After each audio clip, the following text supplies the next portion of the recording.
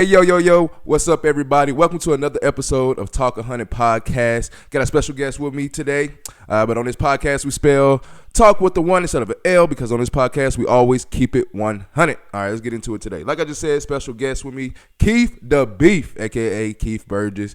How you doing today, Mr. Burgess? Pretty good, man. Pretty good. I appreciate you for taking time out of your busy schedule to be with me. I know you got some fans to entertain. They're going to be looking for you in another 30 minutes, and I'm going to hold you accountable for an hour. I hope that's okay with you. That's why I'm here. All right, let's get into it today. First things first. Keith the Beef. Who is Keith the Beef? Tell me, how did you get started with that? What led up to that? And how are you growing yourself on social media nowadays? Well, it was a nickname that I was called because I was a fat little kid in grade school. So they called me Keith the Beef, and I just kind of revived it when I started my TikTok. But on Facebook, I just used my actual name. Like what grade at school was this, Keith the Beef? Like first, like they started immediately. They gave you no time at all. No. Speaking of though, growing up, so you are from the great state of New York, / Bermuda, right? Life growing up, especially in New York. Let's talk about that for a minute. How was New York, especially back in the times? Well, by the time I went to New York, I was about 13 or 14 years old. Mm-hmm. I was born and raised in Bermuda, but we were right in the middle of the height of the crack era. So New York at that time, especially New York City, was really, really rough. I didn't really understand it at the time. Of course, now looking back, I get it. Yeah. But, it was a whole new experience for me, just, from going to, a quiet, tranquil place like Bermuda to like the livest city on planet Earth was like culture shock for me. So how is Bermuda then? So Bermuda is kind of course, I feel like New York period is loud because it's literally the city that never sleeps. So I understand with New York, but for Bermuda, how is so Bermuda is kind of quiet, I guess you would say, because little island or? Yeah, it's a little island with about 60,000 or so people living there. It's relatively quiet. Of course, when I was growing up, cable wasn't as big as it is now. There was no internet or anything like that. So, we did what kids in the 80s probably here did. Go outside, ride your bikes, play with your friends. It probably wasn't all that different, except for, the sun was shining all the time, and it's the prettiest beaches in the world. How is the weather? Did it get real hot? Or did it kind of stay mild? Like Colorado, when I lived in Colorado, it would be hot, but at nighttime it gets fairly cool. We chilling. But how's the weather up there? There, it's what they call semi-tropical. So it stays pretty warm most of the time. It never really gets to 90 degrees, but it's very, very humid. Just like you said, it's an island. It's a very small island completely surrounded by the ocean. So there's always moisture in the air, which kind of amplifies, 86 or 87 degrees to make it feel like it's in the higher 90s. Yeah. They don't have a winter, at all. It doesn't snow, ever. So your first time seeing snow was when you moved? When I moved to New York was the first, at 14 years old. I was running around like an idiot with my tongue out trying to catch snowflakes. New York City snowflakes. Catching snowflakes is great. Not with the tongue out. But dang, so literally going 14 years of your life not seeing snow, that's kind of what was your first thought when you first saw the snow? First of all, I was thrilled to see it because, once we found out we were moving to New York, that was the first thing on my mind is, we're going to see snow. So I'd been to New York in the wintertime a bunch of times before that, but just it had never snowed while I was there. Oh, really? So, but yeah, that first time it snowed, oh yeah, big fun. Well, when was the time to where, I know the first time was always cool, but what time, how many times it took before you were just all right, I'm kind of done with this shit of the cold and the snow?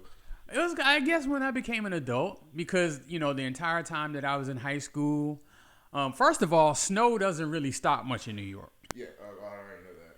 So, you still had to go to school and all that good stuff. I mean, it was fun because, of course, you're kids, you make snowballs, you throw them at people, kind of, that kind of stuff. But, on the rare occasions where it did shut down school, me and my friends would be outside playing football in the snow. I bet that's fun. Football, and I know more northern states do hockey in the snow, and mostly in the wintertime. But hockey and football in the snow is probably as lit. Well, we never did hockey, but we definitely did football.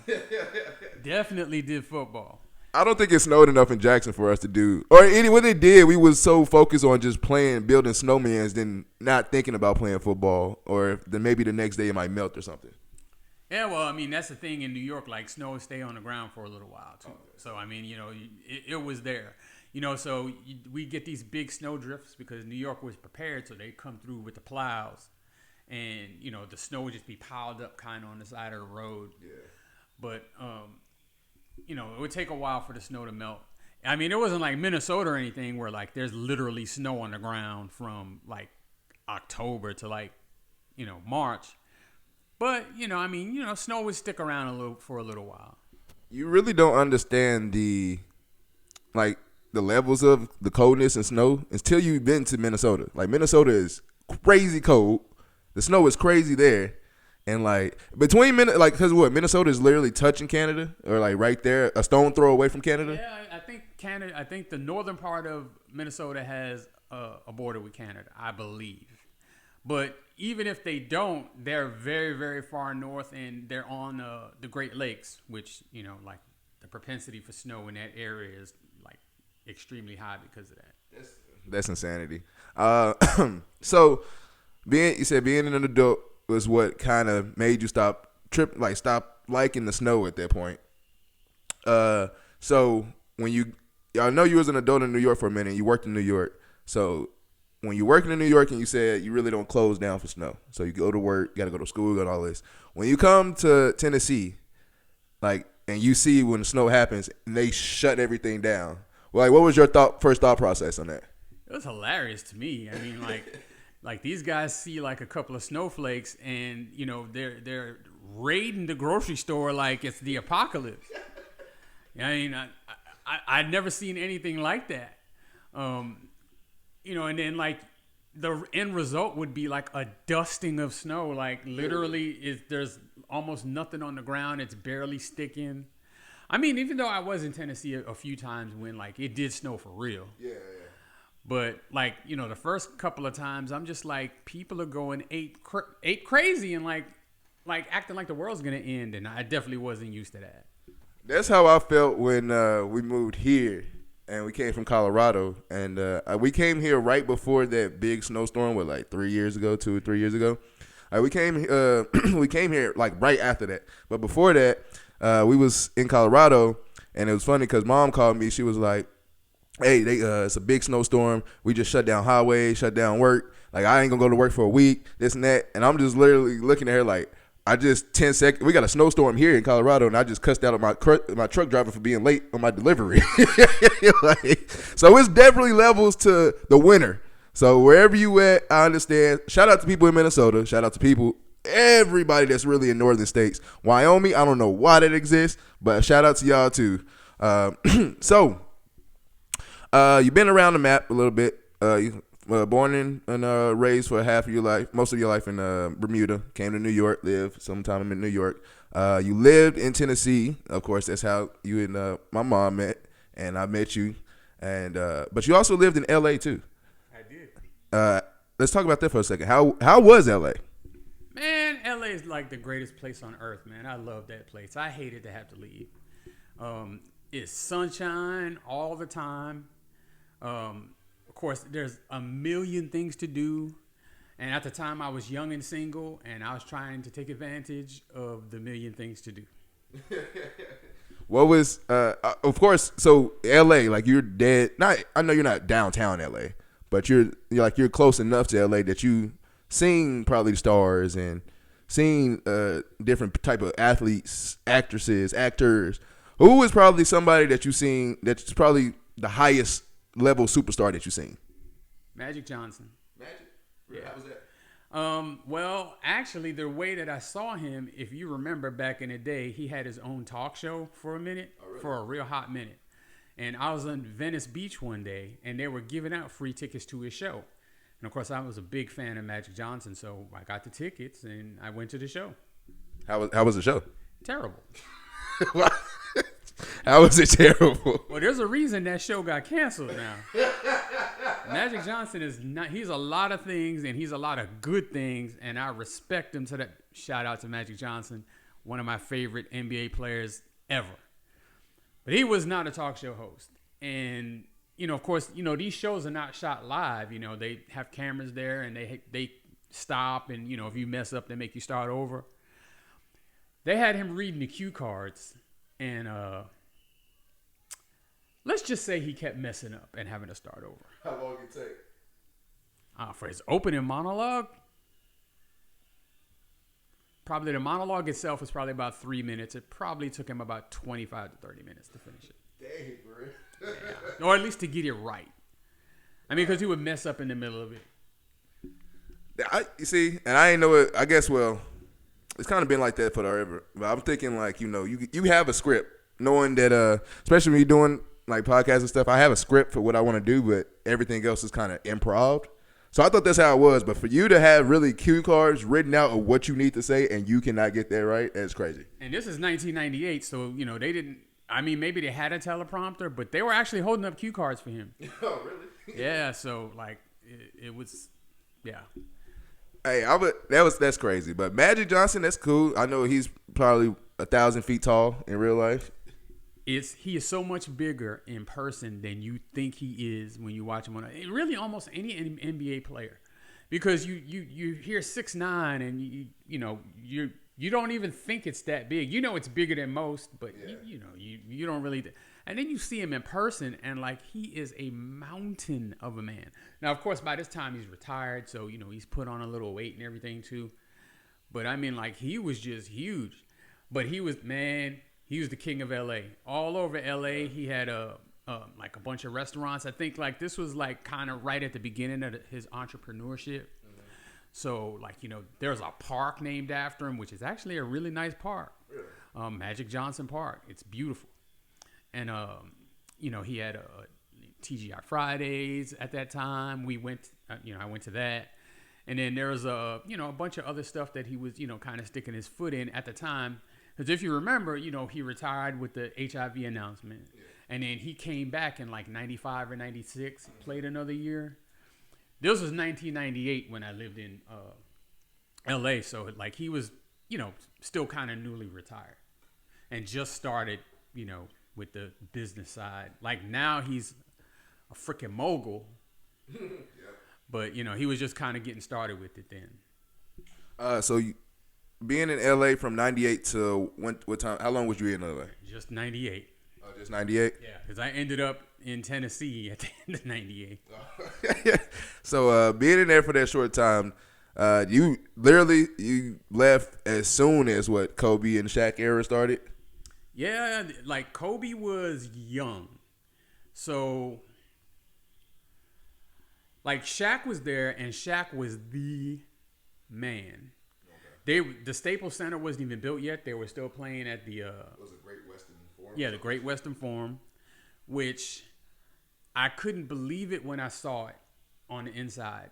High school gyms around America are in better shape than that stadium was. Really?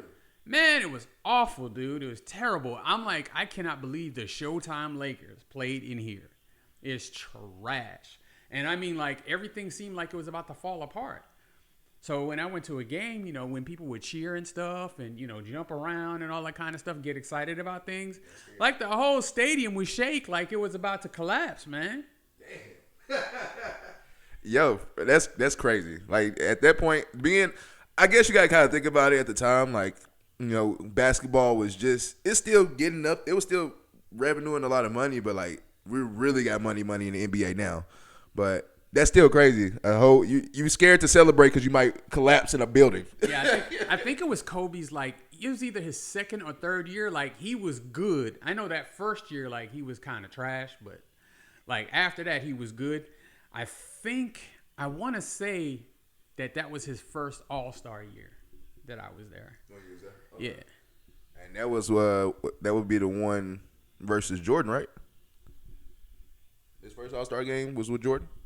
I think that would have been at the tail end of Jordan's dominance. Like the last. Yeah, like his last year with the Bulls. Yeah. Okay.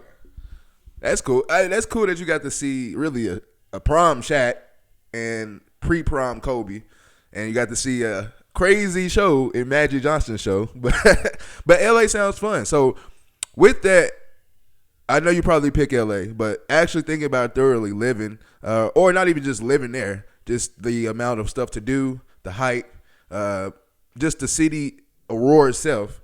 New York or LA? LA. LA by like a margin? Wide margin. All right, that's cool. That's cool.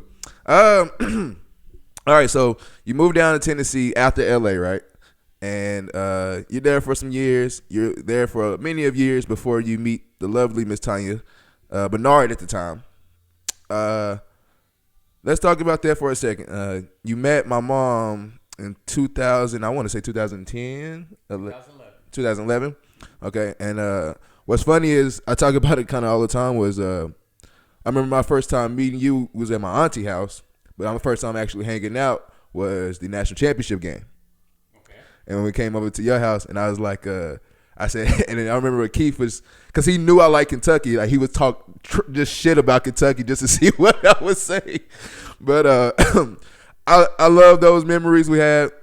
Fast forward to 2013, you guys get married. That's my senior year of high school. Talk about that for a second. How was you scared to ask mom, or was you nervous, or like what was the preparation going into knowing what it is going to be married to my mom? Well, of course, I knew I wanted to marry her, and I felt like she wanted to marry me too. Just kind of speaking for most men, you don't ask unless you expect a yes. Yeah. A no will probably end a relationship. Probably. So when I asked, I was really confident that I was going to get a yes. You got to be confident that she's going to say yes. But yeah, for sure. I think a no will kind of set some stuff up. But yeah, guys get married 2013. That was a lovely, very lovely wedding. I still love to see the pictures from the back then of the wedding. Had the different colors. I have a mohawk. Yeah. Crazy to think about that. Yeah. Then after that, you guys get married. I go off to college. You guys moved to Texas. Was that the next year, or was it 2015? We got you off to college in 2014. We let you finish your first year, and then in 2015 we moved to Austin. So I know you've been kind of moving from like Bermuda to New York, from New York to LA, then LA to Tennessee. But anytime you move, I feel like it's still a culture shock. So how much of a culture shock was it moving from Tennessee to Texas? Well, like the whole vibe here is completely different than in Tennessee. For sure. Of course, politically, obviously, it's a whole lot different. Austin's a very liberal city, and very much centered on arts and young people and that kind of thing. So even though we were in our 40s at the time, we were definitely drawn into that, and we would go out all the time. Every weekend we were going out, somewhere new, trying to learn the city and that type of thing. The economic opportunities here were miles better than they were in Tennessee, which was, pretty much the number one reason why we chose Austin and why we chose to leave Tennessee. As your mom, got a degree and wanted to get into HR, and she could not even get an interview in Jackson. And then when we decided we were going to move to Texas, and we started putting in applications, even while we were still living in Tennessee, we were getting calls left, right, and center from places trying to interview us. And then, once we moved here, we actually moved here with no jobs or nothing. And like within 2 weeks, both of us were working. So I think, it's certain places that you don't get opportunity in, and in certain places you do. Me moving here, only been in here for like 2 or 3 years now. It is a lot of more opportunity, and there's a lot more stuff to do. So I know you said like every weekend you was going out, and what's crazy is you can go out every weekend. Like you can literally every weekend of the year go out, and it's always somewhere new that you find. Like it's never you. I mean, unless you really like that place and want to go for a second time, you never go to the same place twice, back to back weekends. So coming here, you got a little bit of health issues. Want to talk about that for a second?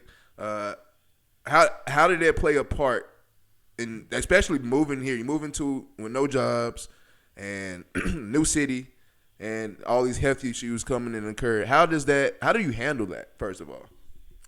Well, first of all, I was scared to shit. Yeah. So in 2015, we moved here that summer. That spring, I got diagnosed with throat cancer. And so fortunately, 2 things real fortunate happened at that time. Your mom started a job where she had really good health insurance. And of course, us being married, I was covered under that. And 2, at the time, I was working for a company that no longer exists. Oh, wow. But it was a startup. And once I told my boss's boss that I had cancer, he was like, well, my father had cancer. So, I feel your pain. I know what you're about to go through. If you'd like, you can continue working. However, I know it's going to be hard for you. If you want to go home, we'll continue to pay you while you recover. And it sounded too good to be true. So I kept working. So, I go through chemo. I was going through radiation every day. And, I was getting sick all the time. And so one day I came in and I went into his office. I was like, does that offer still stand? And he's like, yeah, absolutely. I was like, I'd like to take you up on that. Oh, great. And so I actually went home, and for the remainder of the time that I did chemo for about 2 months and radiation for about 3 months. And for the last 2 months of radiation and last month of chemo, I was off work and still getting paid, just like he said. Yeah. And so, that went a real long way to, keeping me and your mom sane, because, of course, we had just moved here. We had friends, but, just a couple. And, it's kind of hard to impose on people to, really give you help when you need it, especially when you're just moving there and you haven't been friends with them very long. Mm-hmm. But, we had people that definitely looked out for us and helped us out. And then, financially, that burden, because that's what I was really worried about, is how are we going to handle the bills? And I can't really work. But it wasn't an issue at all. And so that helped me recover, kind of worry free, it kept my brain in a place where I could focus on, just getting better. Mm-hmm. And I think it calmed your mom down too, because, obviously she was really, really worried. Yeah. And I mean, hey, so was I. I mean, I was scared out of my mind. Cancer kills people. Yeah. Dude, cancer is something not to joke about, not to be take lightly. It's something serious that I've lost family members to cancer. I've seen one of my good friends lose their parents or their grandparents to cancer. I've seen it so many times, and it's nothing to play with. And being from Tennessee, we see the St. Jude charities every year. The St. Jude Hospital was an hour away. Yeah. We did charities. When I was in high school, we did some charities with them. And you see those kids, and it's literally, it's heartbreaking, because it's like looking at my daughter being 5 years old, but she's in the hospital all the time. It's just heartbreaking. So yeah, it's nothing to be taken lightly. Also, I would say, I know I don't say it much. I probably never said it, but I really do applaud both you and mom, because just moving to a whole nother state, a whole nother environment, and then this happens. A lot of people would say, no, okay, we got to go back because we don't know anybody. We don't know nothing. I have better this and that. but you guys stuck it out, and of course got through it. And so I really applaud y'all for that, and that's really cool. And I'm happy, of course, happy you're still alive and well. We have some more issues going along the way. You just got a new kidney. December 23rd? Yep. 2023, right? 2023. Yep. Before that, you was going through dialysis. How long was you in dialysis before that? Like 2.5 years. Okay, wow. So 2.5 years of dialysis, then to get the kidney. How was that? How has that process been? First of all. Well, of course, at first, the thing was like doctors had been telling me for a while that my kidneys were failing, and like I just kind of refused to accept it. Like I just refused to believe it. I felt fine, I wasn't sick or anything like that. But then, like one day, well, I won't say one day, but like 1 week, like I just kind of noticed that like I was feeling bloated. And at the time, I weighed probably about 260 or 250, somewhere in that range. Yeah. And I remember one morning I got on the scale and it said 296. Damn. And I'm talking about like I weighed myself at least once a week. So like I'm like, how do I gain that much weight in a week?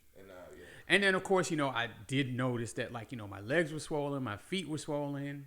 And what was happening was just kind of the final stage of kidney failure. Like my kidneys pretty much had conked out. What your kidneys do is remove excess fluid and toxins from your body. And of course that wasn't happening. And so the fluid was just kind of pooling up in my tissue. Oh, wow. And so I went to the doctor and they ended up sending me to the emergency room. And when I got to the emergency room, they was like, well, sir, you need to start dialysis like immediately. And so, I went, got a catheter put in, and they started dialysis like a couple of days after that. Wow. After I got out of the hospital is when I started, regular dialysis with a clinic. Mm-hmm. And I mean, dude, it was kind of rough. Yeah. So, the whole process of dialysis kind of drains you, after each session. And then, of course, the time commitment, you got to go 3 times a week for 3 to 4 hours at a time. So, that makes it difficult. And, of course, your mom, she loves to travel and run around. And so we never really stopped traveling or running around. But, like, there's the inconvenience of having to find dialysis wherever we go and that type of thing. And maybe having to be back in Texas sooner than maybe we would normally come back because of dialysis or for whatever reason. So, when I got the kidney transplant, huge blessing. And, folks, I have a kidney right now because of him. So, the story here is one morning, in fact, it was a Saturday morning, 12/23/24. It's about 5 o'clock in the morning. I probably woke up at about 3 o'clock that morning. I just couldn't sleep. So I got out of my bed and went in the living room, and I was just watching TV. And my phone rang. But, like, it was, like, a ridiculous hour of the morning. Like, I just kind of ignored it. I was like, I didn't recognize the number. And I'm like, I can't believe I'm getting scam calls at, like, 3, 4 o'clock in the morning. So I ignored it. And then, I don't know, maybe 20 minutes after I ignored that call, you come busting in the house. Busting in. And I'm just like, why are you here at this ungodly hour? And so he comes running in and he's like, Keith, the kidney transplant hospital called. They said they have a kidney for you. And of course, I have you listed as, one of my contacts. So they called me first. I didn't answer. They called your mom. She was dead to the world. She didn't answer. And they called you, and you were up, and you answered, and then you came. You didn't even call me. You came to my house. I guess just for reference, he lives about a mile away from me, so it wasn't a real long trip. But it was 5 o'clock in the morning. He left. He's got his own family. He left his family to come tell me about the kidney. So, of course, I pick up the phone. I call the kidney transplant people. They let me know. Kidneys available. Yeah, that same day, right? Yep. And so that was about 5, 6 in the morning when I spoke to them. And that afternoon, I was in the hospital. And that night, they did the kidney. So, like, officially, I didn't get the kidney until December 24th. It was actually the next day because it was, after midnight when they finished the surgery. But, yeah.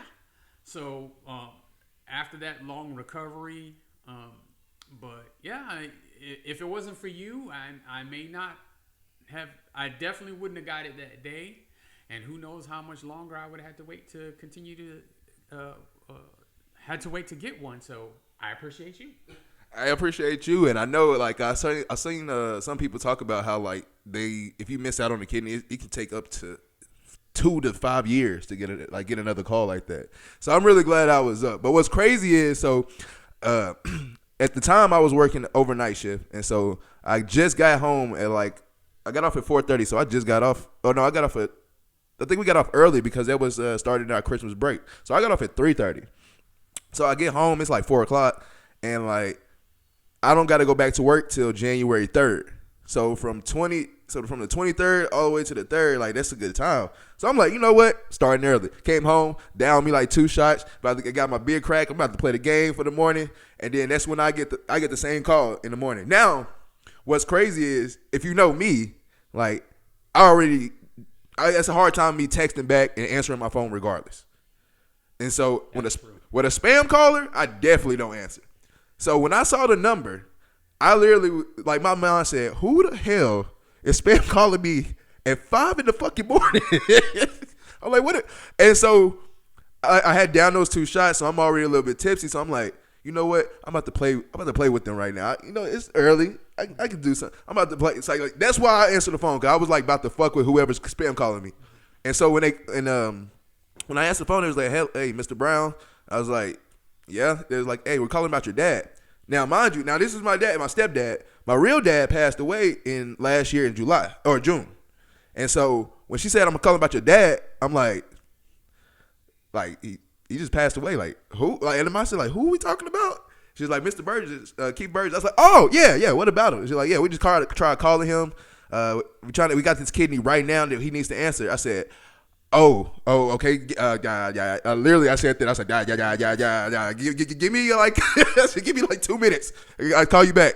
She's like, okay. So I hung up. I called you. I called mom first, and she didn't answer. And then I called you, and you didn't answer. So I was like, I sat in my drawers in my room, like, fuck.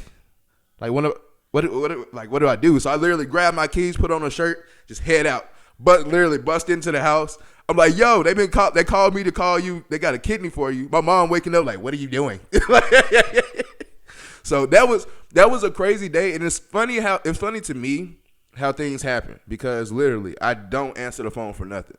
And for me at that time, I don't know, like I said, I was just wanted to play with somebody and on the phone that's trying to play on my phone, but at the same time, like, it's crazy how that sense of urgency to answer my phone, period, just popped up to my head. And so, yeah, I appreciate you, and I appreciate that moment, because that was a fun, crazy.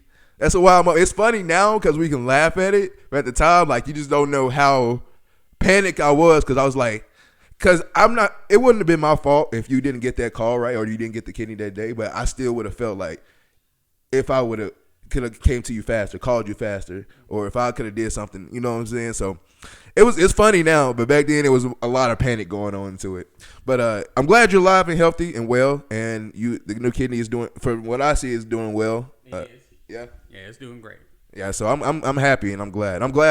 We're getting over that hump and doing. I know you, like you said, mom loves to travel to this day, and I know you're traveling a little bit more. Y'all doing a lot more traveling, so it's good to see that. Yeah, hey, apply to the man of the hour right here. All right, so we talked about New York earlier. We're gonna get into some sports talk in a minute. Let's talk about New York. I feel like New York is the mecca of both rap and basketball.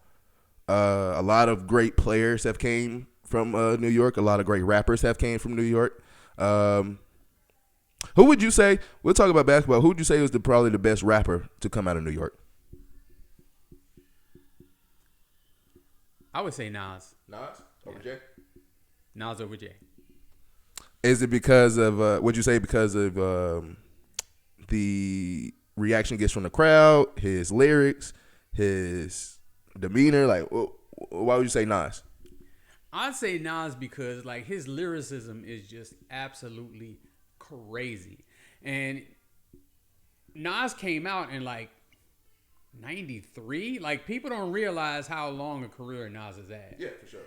And like some of his song ideas are nuts. Like if you hadn't had a chance, folks, if you've never heard it, listen to a song called Second Childhood off the Stillmatic album. It'll blow your mind. Wow, okay. In fact, there's 2 songs in that album. The other song that I can't remember the name of it, but basically it's about everything is happening backwards. Oh, wow. So a bullet jumps out of somebody's chest and jumps into his gun. I mean, like, dude, it's crazy. And I mean, like, he's got a bunch of songs like that where you're just thinking so far out of the box. It's like, how much weed was he smoking to have to come up with that? Because it got to be a lot. What's the name? Yeah. It got to be a lot. How you going to say, hey?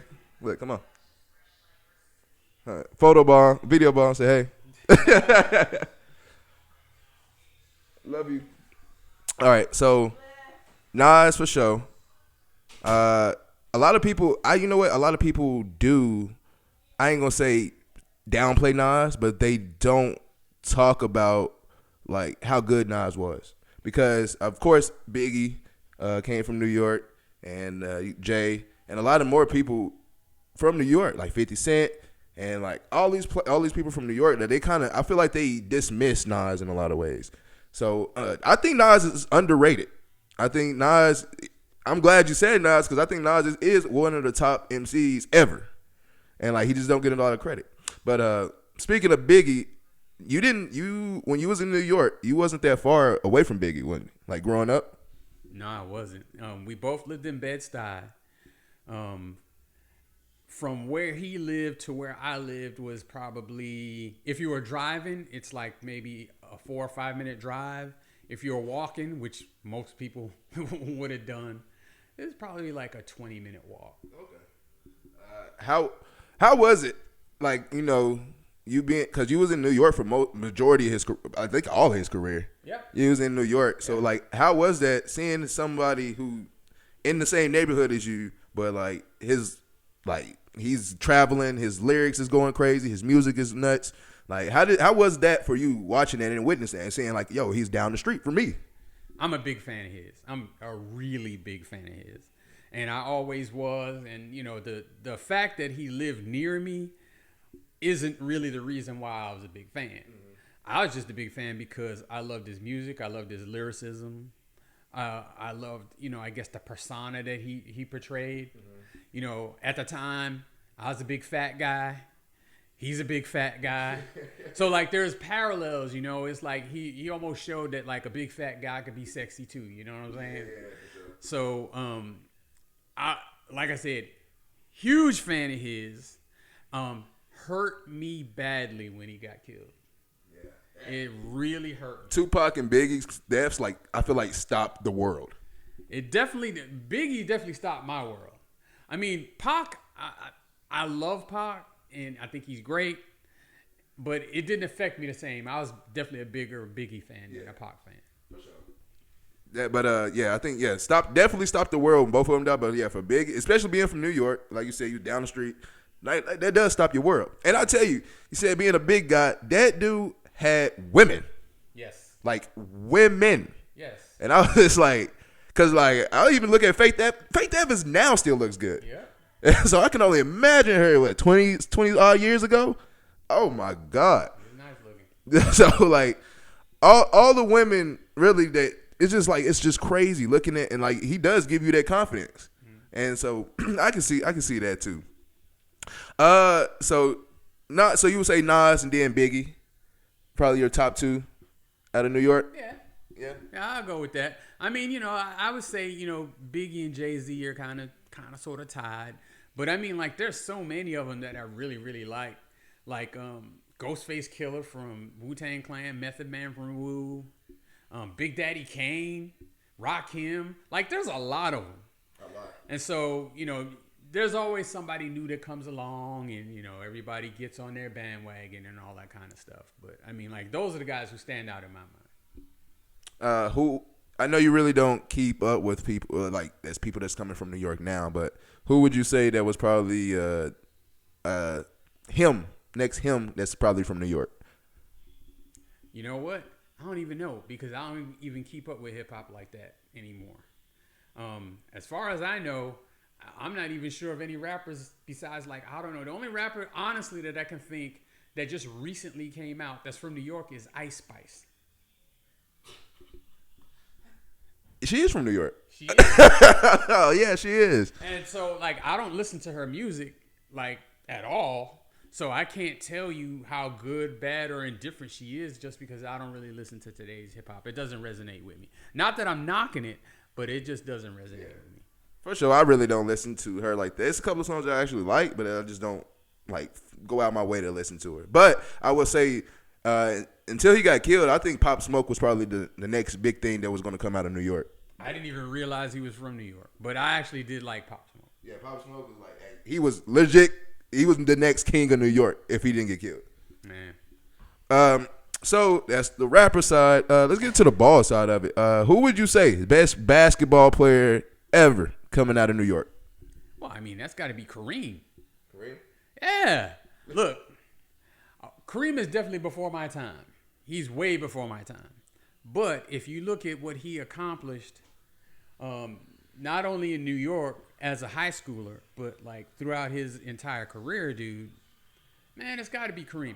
Kareem went to Power Memorial in New York City, and I believe he won 3 state championships in the 3 years that he played. Because you can't play your freshman year, right? Well, back then you couldn't, and you couldn't in college either. Right. He had the New York State scoring record for 20, 30 years until Kenny Anderson, my high school classmate, shout out Kenny Anderson. Shout out to Mr. Anderson. Until he broke it in like we graduated in 1989, so Nets Kenny Anderson. So we graduated in 1989, so that was his senior year, so I'm pretty sure that's the year he broke that scoring record. It's been broken since again, but who's broken it? I think Sebastian Telfair broke it, and I think somebody broke it after him. I just don't know. Wow. I think Kenny and Kareem. Back then he was Lou Alcindor. That's before he became a Muslim and changed his name. Those are the 2 best high school basketball players to come out of New York, in my opinion. And then I'm biased towards Kenny because, like, dude, I went to high school with him. Yeah, for sure. And, I mean, I saw him play in person a lot. And we were in exactly the same year. So I saw him freshman through senior up until he graduated. And he's definitely, without question, the best high school player I've ever seen with my own eyes. Wow, really? Yes. That's crazy. Like, because especially, like I said, New York being the Mecca, you have so many great players that come in and out. I look at the list of players that came from New York, and it's like mind-blowing how many players are actually from New York. Hey, basketball is a big deal in New York City. So, like, when the Knicks are good, like they are now, like the city's on fire for it. Like, there's nothing that lights the city up more than the Knicks being good. Like, if they're championship contenders, like, the whole city is a better place. I'm telling you. And I can see that. You not being in New York, and when the Knicks are terrible, it throws your whole like demeanor off. So you just one person. So I can understand the whole city is pissed off that the Knicks are trash right now. Or not right now, but back then. That they were. Well, they were trash for a long time. So, but back in my young adulthood, when we had Patrick Ewing, and Charles Oakley and Anthony Mason and John Starks and those guys, like, they were really good, and they probably should have won a championship or 2. I mean, they just they couldn't beat Michael Jordan, which, I mean, hell, a lot of people could say that. Yeah. And then, the one time we got to the finals, we lost a close Game 7 to the Rockets. That was in what, Well, 90? actually, we made it again after that when against San Antonio, but Ewing got hurt and couldn't play in the finals. And really? they had Tim Duncan and David Robinson, and we just couldn't deal. So we did win a game, so we lost to 5, but like we weren't really threatening them. Oh man, that sucks. So in my opinion, I think Kareem Abdul-Jabbar should be looked at as probably one of the best basketball like resumes ever, because he's got the best basketball resume ever. When you consider how great he was in high school, how great he was in college, I don't think there's even an argument that he's the best college player ever. So again, couldn't play his freshman year, won 3 national championships in the 3 years that he played, won 3 Player of the Years the 3 years that he played. Like, dude, I think he only lost 2 games his entire college career. That's sick. That's insanity. Like 88-2 or something along them lines. Like, that's absolutely sick. And then he goes to the NBA and he wins 6 championships and wins 5 MVPs and wait, he won 5 and 6 championships. No, he won 6. It was 6? He won 1 with the Milwaukee Bucks and then 5 with the Lakers. Okay. Oh yeah, because he was basically there all of Magic's career. Yep. Okay, so this whole time I thought it was 5. Yeah, Magic never won a championship without Kareem. That's crazy. Oh yeah, so see, that's why I say the only reason that you cannot give that to LeBron is because LeBron didn't go to college, in my opinion. So, but yeah, basketball resumes like Kareem, like nobody talks about Kareem, and like you said, 3 championships in high school, 3 championships in college, and the 6 championships in the NBA. Like, who else is doing that? And then on top of that, nowadays freshmen, high school, and college can play. Yeah. Back then, freshmen didn't play. Right. I mean, and if you're a freshman and you can play, you're leaving after 1 year of college. I mean, you're not even staying for 4 years like they did back then. Yeah, exactly. So that's the irony. It's totally reversed. Like now, as a freshman, you can't even play. And then, just back then, like they weren't making the money that they're making now in the NBA. So there wasn't necessarily the incentive to leave early like there is now. Damn, that's crazy. Speaking of the Olympics, since you are basically an island boy, you like the Olympics a lot. I know you talk ever since we met. You always talk about the Olympics. How did you like the Olympics this past year? Oh man, the Olympics are great every year. Like the drama. The drama I like more than anything else because if you think about it, you watch a lot of sports that you wouldn't pay no attention to unless it was on the Olympics. Rowing, like nobody watches that except for when it's in the Olympics. Hey. Come on. Yeah. The Olympic, so rowing is in the Oh yeah, it is an Olympics. It's an Olympic sport. So, I mean, there's just a bunch of stuff, like, gymnastics and track and field and those type of sports, are kind of front and center.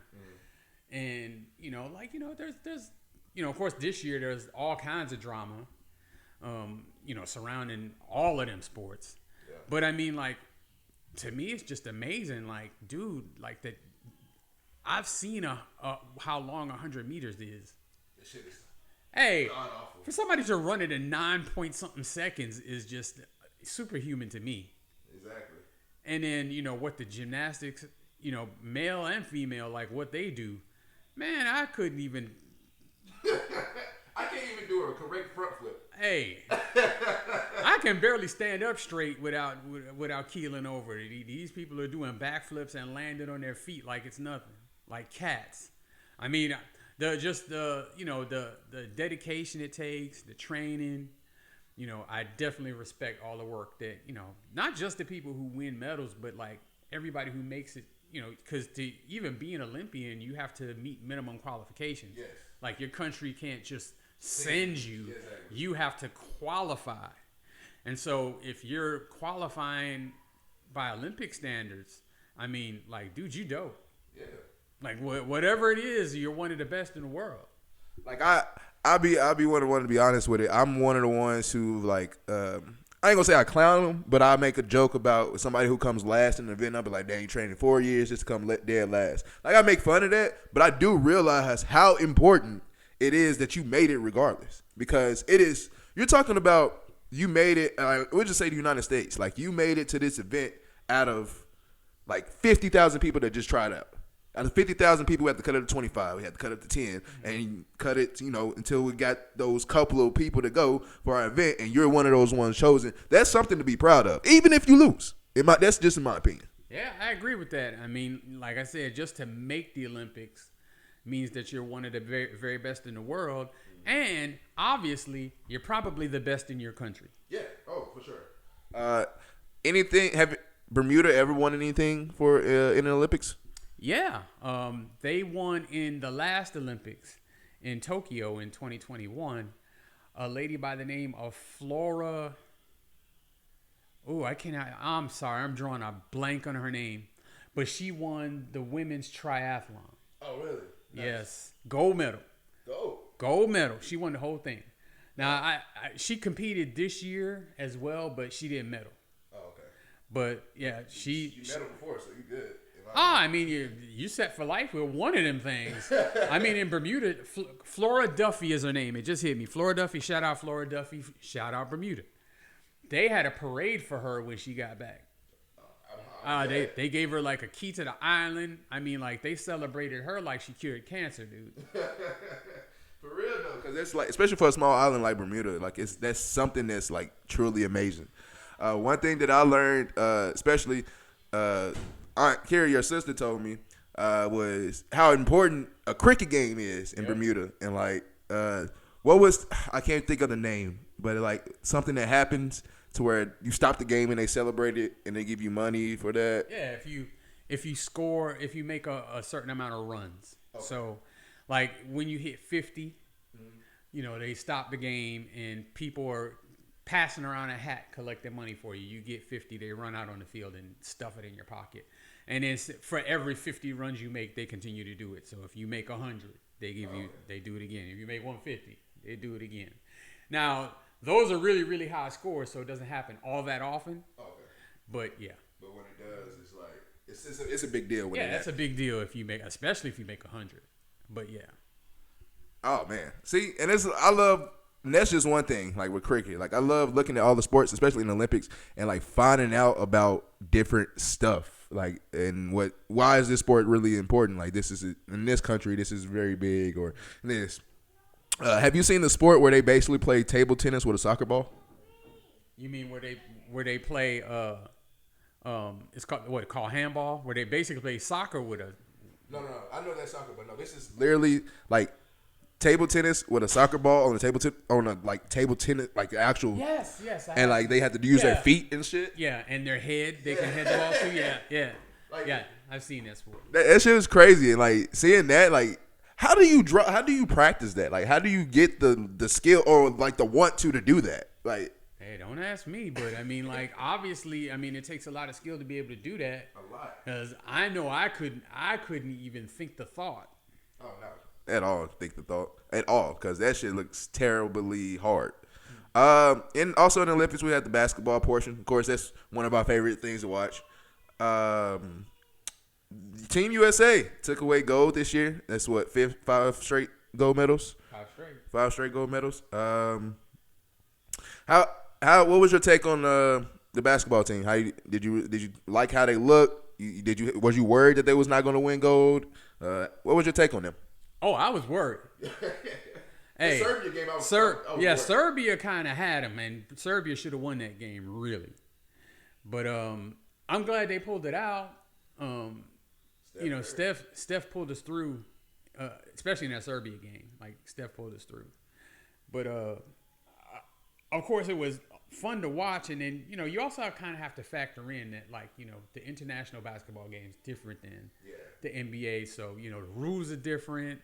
The lane is wider. The three-point is closer. Like, they just have, like, there's enough difference in the rules that if there's a certain type of team that has mastered that style of play, that the U.S. could get beat.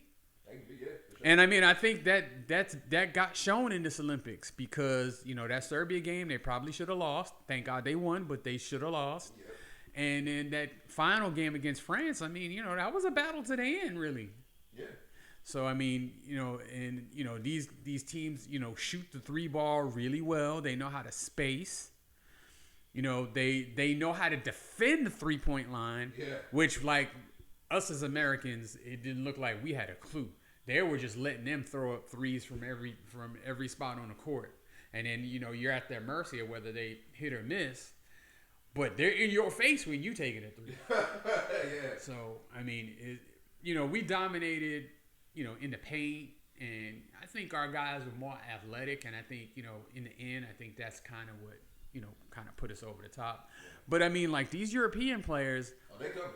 No, I mean they're not coming. They're here, Yeah. and like the style that they play. I mean, you see, like, wouldn't you agree that the three best players in the world right now are all Europeans? Yes. So, and you could even throw Embiid in there, really, because he's from Cameroon, and he just recently became a U.S. citizen. So, you're gonna throw him in there too. Like these guys, they play pro. I mean, like look at Luka. Luka was playing pro basketball as a teenager. I think he started playing at what age? For 14? Something like that. And he's playing grown men. Yeah. And so, like, he's got, 5-6 years of pro experience before he even gets to the NBA. So, like, these guys are more NBA ready than our guys that go through, the normal college. And then, they only stay 1 year in college. They don't get the experience of playing that supremely high level like these European guys do. And I think that's what has, some of these countries, kind of looking, making the United States nervous in these games. I would say because of who we had, Steph, LeBron, KD, that helped us out a lot. But I think because I don't think neither one of those guys is coming back ever. I don't think so. Yeah, I think all three of them may be 40 by the time the next so Olympics roll around. Olympics. Yeah. I can see KD doing a 3v3. He's retired. Did you watch the 3v3? We got to ass whoop. I saw the two games they lost. I didn't know Jimmer Fredette was on the team. I didn't know that until I saw the games. But I mean, like, again, it's the same premise. It's like the rules are different, and of course, in that game, a 3-ball is worth 2 points, and a regular field goal is worth 1 point. So like that 3 is amplified even more than in the 5-on-5 game, the full court game. So the Europeans, like, dude, those boys can shoot, and they shot the U.S. out of the gym 2 times. Yeah, the rest of the world has really caught up with basketball. Like, soccer has really been like the go-to sport for around the world per se for most of our lives. But now basketball has caught up to where like now everybody watches and plays and watches basketball. I mean, like, really, you just talked about it. Think about the last past 6 MVPs: Giannis, Jokic, and Embiid. All foreign players. Like we have, and I don't think an American-born player has came close except Jason Tatum. And Jason Tatum was number 5. And so like. Got Luka in there, Shea. People think Shea is from because he went to Kentucky. He's from. I'm like, no, he's from Canada. And like, even though it's right there, like it's still foreign. And so Shea, and then Luka, and then all these other players like Anthony Edwards. That's why I think we're so big on Anthony Edwards, because you're an American-born player.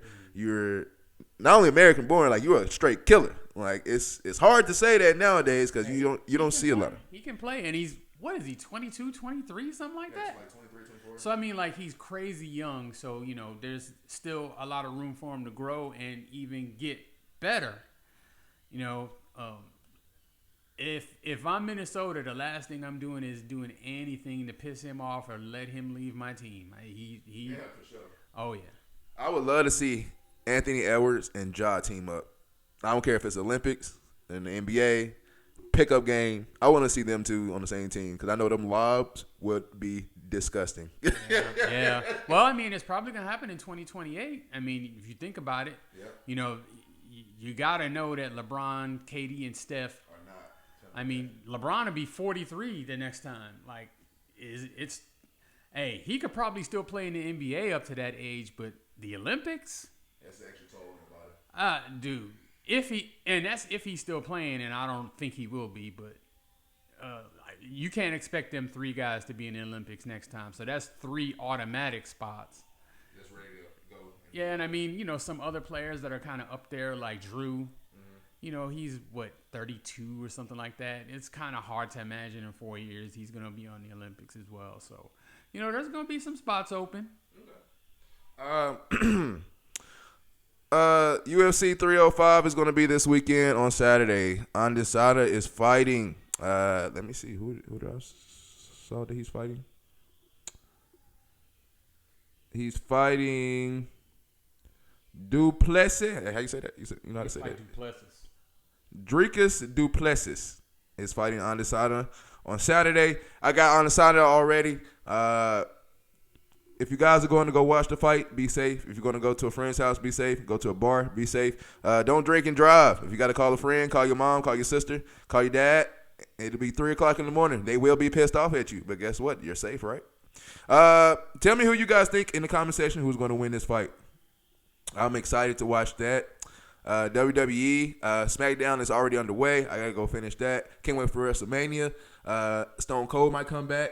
Ric Flair is not going to come back and fight, but he's going to be in attendance. Well, as long as he's there talking smack, dude, that's the best one to ever do it. Oh, Ric Flair? Oh, yeah. I loved him when I was a kid growing up. The thing is, when I was a kid, 12, he was a wrestler. Yeah, I mean, I'm 53 now. I mean, dude, seriously, 40 years ago, that dude was... And he's still kicking, too. Yeah, he is kicking. Yeah, I mean, he's doing his thing. I know he's not, really actively wrestling anymore. I mean, but, I know it's scripted or whatever, but, I mean, the toll that takes on your body. And did you ever see that documentary they did on him? I think it was a 30 for 30 on Ric Flair. Mm-mm. The injuries he's had, because, back then, especially when there wasn't a whole bunch of money in it like it is now, they actually had to travel from city to city. Wrestling wasn't on TV like it is now, where you can watch SmackDown on this night and Raw on this night. Basically, there maybe Saturday you could watch wrestling, but, they would travel around from town to town, and he'd be wrestling, 7 days a week, 8, or maybe 10 times a week. It's a full-time job. Yeah, and I mean, all that falling and having, 300-pound men fall on you. I mean, even if they're not really trying to hurt you, 300 pounds landing on your chest, it'll take his toll over 40 years. You know what I'm saying? Yeah. That's why I'm still surprised that he's still kicking around today, because a lot of them it's just crazy. But yeah, Ric Flair might be coming just to make an appearance. John Cena's this is his last hoorah. WrestleMania, he's retired. So this is going to be special for the WWE. I'm gonna say WNBA. I keep saying WNBA. One last time, one thing. Let's see. You always gonna hit you with the age game, but we're gonna be running out of time in a minute. So let's talk just NFL talk. Who do you have? All right, I'll give you my prediction. My predictions for NFL. Okay. I'll start off with it. I got AFC North. I got the Ravens winning the AFC North. I got the Miami Dolphins winning the AFC East. The Texans are going to take the South. I'm still a Titans fan. Calm down. The Texans are taking the AFC South. And the Chiefs will take the AFC West. And for my wild cards, I have the Bengals. I got the Bengals or Steelers. It's going to be, I think that's going to come to the last game with those two. Bengals or Steelers, Bills and Titans. Okay, those are my wild cards. That's for the AFC. NFC, I have Lions winning the North, Eagles winning the East, Tampa Bay winning the South, and then for the West, I got the 49ers. And in the wild card, I have the Saints, Packers, and Cowboys. For me, AFC Championship game, I got Chiefs and Ravens. I think the Ravens will pull that out this year. NFC Championship game, I got 49ers versus Lions, and I think the Lions are actually going to pull that out this year. I think the Lions is their year this year. Super Bowl is going to be I put Chiefs on accident. Super Bowl will be Ravens versus Lions, and I got the Lions winning that one in the Super Bowl with Jared Goff being the Super Bowl MVP. And then for MVP, Josh Allen, Defensive Player of the Year, Michael Parsons. Rookie of the Year, Marvin Harrison Jr. Okay. How'd you like that? Okay. Mine's totally different. All right, so for the I'll pick this up because I can't see it. For the NFC East, I got the Eagles. For the NFC West, I got the Niners. NFC South, I got the Falcons. Okay. NFC North, I got the Packers. I'm sorry, I don't really believe in the Lions like that. But I do have the Lions making a wild card along with the Cowboys and the Bears. You got the Bears? I got the Bears in the playoffs. Okay. NFC championship game, I have the Packers against the Eagles, and I have the Eagles going to the Super Bowl. Okay. AFC East, I got the Bills. AFC South, I got the Texans. AFC North, I got the Bengals. AFC West, I got the Chiefs. My wild cards are the Browns, the Dolphins, and the Colts. That's right, no Ravens. I said it. That's tough. I said it. No Ravens. AFC Championship game, Browns versus Chiefs. The Browns? The Browns. That's interesting. All right. There's always some weird team that makes it every year. Yeah. So, AFC Champ Chiefs, Super Bowl is going to be Chiefs versus Eagles again. Wow. Chiefs going to win again. Okay. Complete that three-peat. MVP, Super Bowl MVP will be Mahomes. MVP, Mahomes. Rookie of the Year, Caleb Williams. Defensive Player of the Year, Michael Parsons. And Comeback Player of the Year is Jameis Winston, who will step in for Cleveland and take them to the playoffs. No way you just said that. I just said it. That's the hot take of the day, hot take of the evening right there. Jameis Winston coming in. What you got to say? You don't like that take either, do you? Jameis Winston coming in and winning the Super Bowl or going to the Super Bowl with the Browns. That would be actually probably one of the wildest takes I have ever seen. Probably. All right. That's all the time we have. We got some stuff, more important stuff to do. Thank you, Mr. Keith Burgess, for coming on and sharing your stories with us, sharing your life experience with us, and sharing your wild takes with us as well. Any last thing you got to say before we head out?